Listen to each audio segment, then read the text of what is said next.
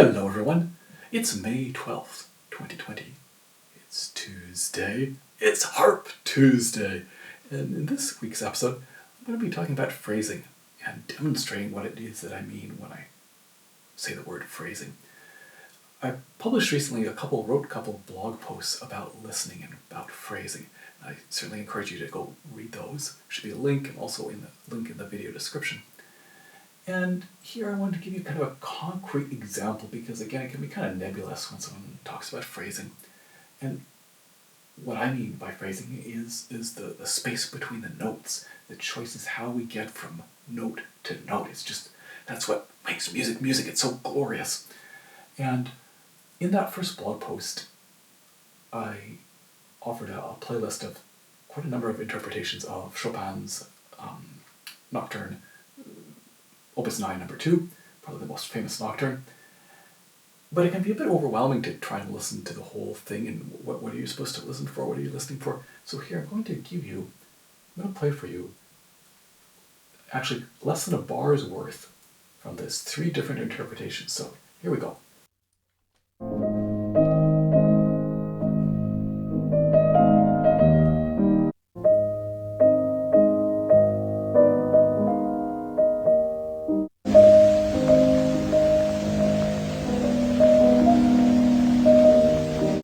And I'll do that again.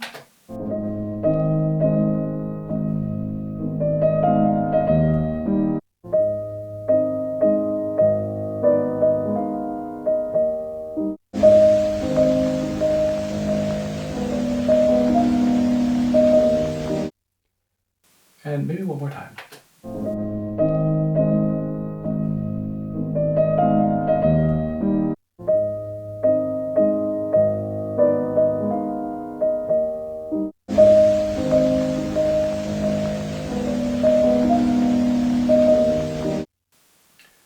So, again, I purposely kept that screen blank because I wanted to focus just on listening. But even then, what are we listening for? So, for example, one of the things that we might notice is that first recording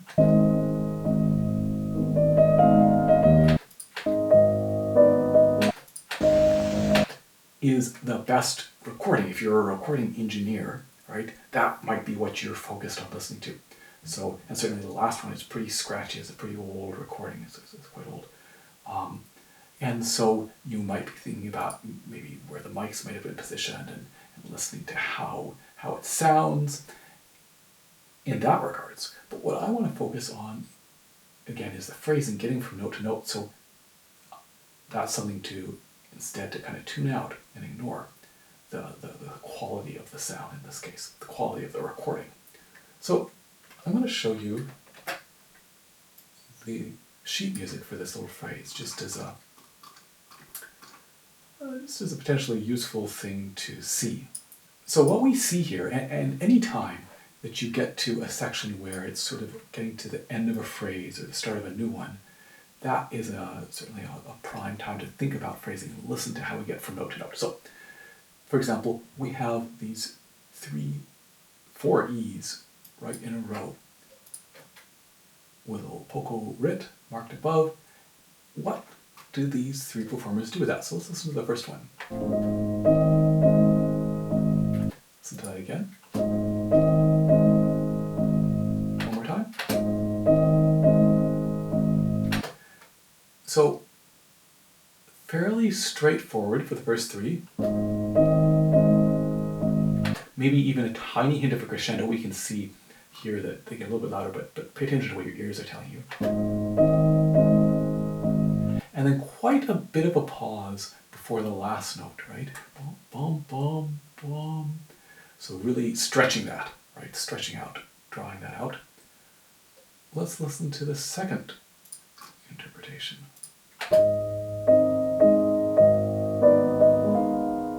Sorry.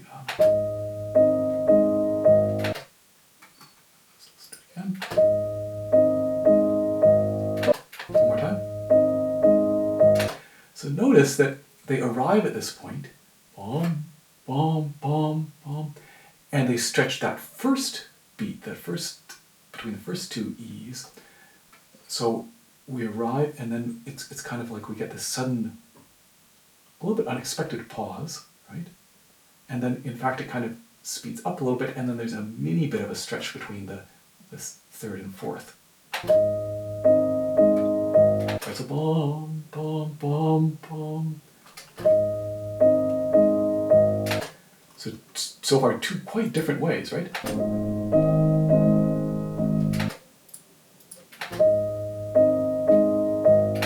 Let's listen to the last one.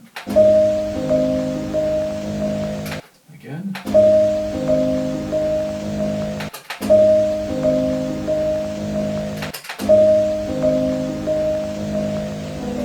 In this case, they are progressively getting softer. So there's not a huge writ on any of them, right? Let's listen to that again. Again, a little bit of a stretch from that, especially in that last one, between the third and fourth, but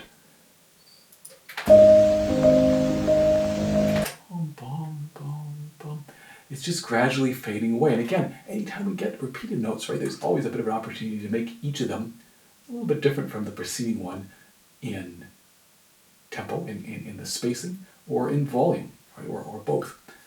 And so now, which is better, which is worse?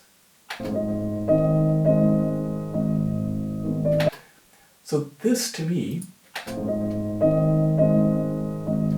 is just a little bit overdone, right? So it's fine, it's fairly effective, but it's just a little bit potentially too predictable, right? This, sorry. I would have preferred maybe just a slightly earlier on this last E. So again, I love this kind of unexpectedness, almost like you suddenly walked off a cliff, but that is actually okay, right?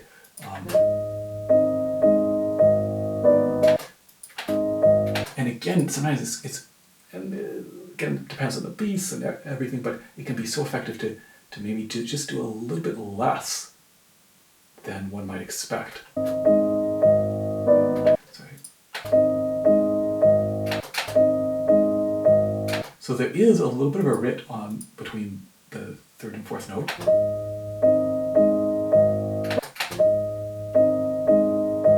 And potentially you could do more. And again, this is early on in the piece, so maybe we're not doing a ton yet. But again, I think that one is quite an effective. And it's not necessarily a question of what is best also. So it might be that you find something that you just don't particularly like or agree with, but sometimes it's a case of, well, this was an interpretation maybe you don't like or agree with, but you respect. And sometimes maybe it's a case of, oh, I really like that, but I don't hear it that way. Or even, I can't make up my mind. These are both equally attractive. Or just something, oh, I never thought about doing it that way, and maybe something to incorporate for yourself. Let's listen to this last one.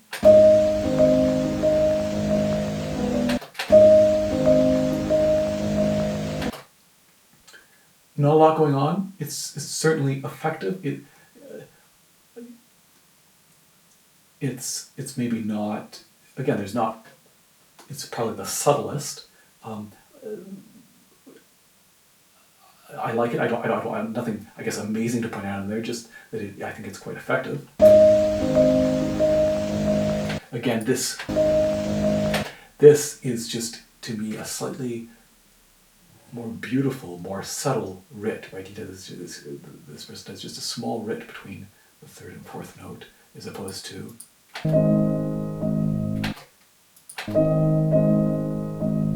As opposed to quite such a dramatic stretch of that last note. Let's look at the second part of the phrase. So,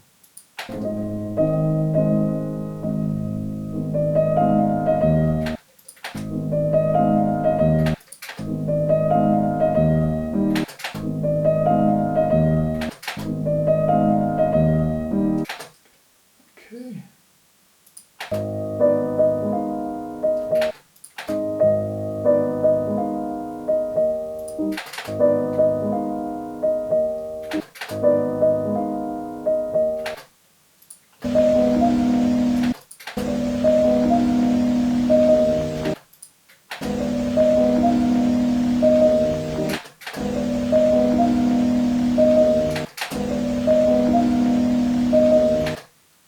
So first of all, one thing that I noticed on this one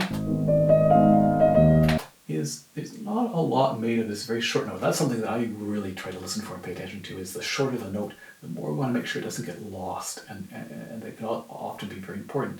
This is da-dee-da-dum. So to try to bring it out just a little bit, not to make it too slow, but to just make sure it doesn't get thrown away. And here, I feel potentially we just lose it a little bit. Now, it's also, again, in this particular phrasing, there's a sense of moving forward, right? Da-dee-da-dum, boom, building excitement, and so that's fine to have it be short. I just da-da-dee-da-dum.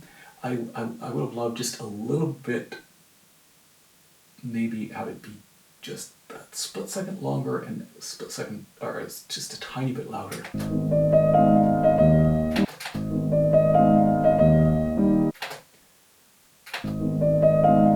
I do like the tom-pom team. There's a bit of a pom-pom team. Again, a little bit of a stretch, say, between the E and the F. Again, a little bit of sense of da-da-dee-da-dum, of expansiveness, slowing down, and then gathering energy. I just wish there was a little bit more made of that E. Let's check this second interpretation out.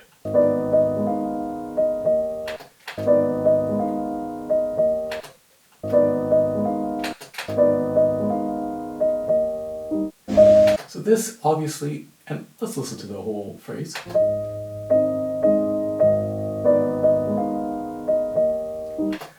So in this case, you remember the first one, there was quite a bit made of this moment, from this E to this E. Here now there's been quite a bit made from this short note. He's definitely paying quite a bit of attention to this E.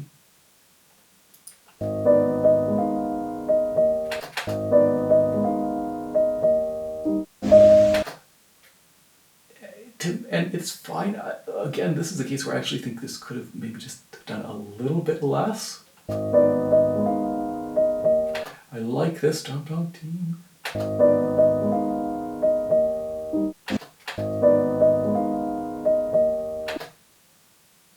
And again, it's, to some extent, it's a little bit hard outside of the context of wanting to know what the performer is are they building after this, or how did we come into this? Was it really intense or not, or whatever? All this stuff, where we're just kind of diving into this one little bit, and sometimes we need to think about the fuller context.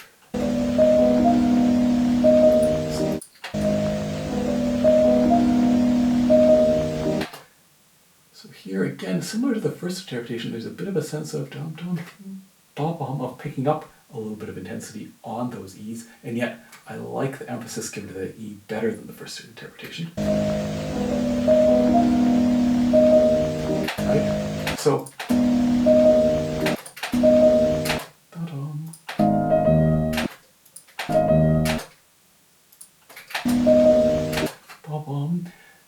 this performer just lets that E breathe, just that amount necessary to make so it's not lost.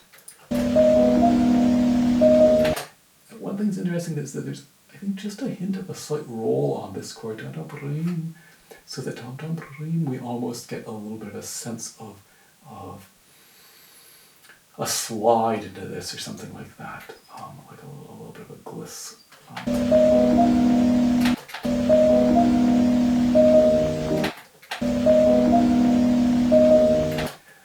So I think this, again, just kind of in isolation like this, I like the subtleness of this. So here, second one, maybe just a tiny bit too much, potentially.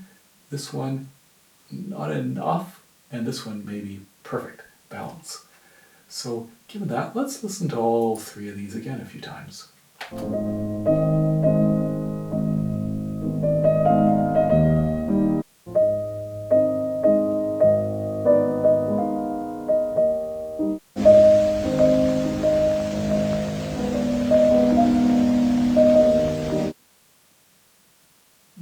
Again, I really do quite like the ending of this. And again, I really quite like that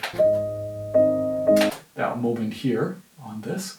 So both of those then would be, and again here, I just feel a tiny bit less on the. Not again that balance between wanting to emote something but not wanting to have it be too predictable, too contrived, or to have it just feel, even if you spent a lot of time thinking about it, to have it feel as if it's the only way it could happen, I guess. And then, and then let's listen to this last one again. So again, this is fine, but it's not quite as exciting to me as.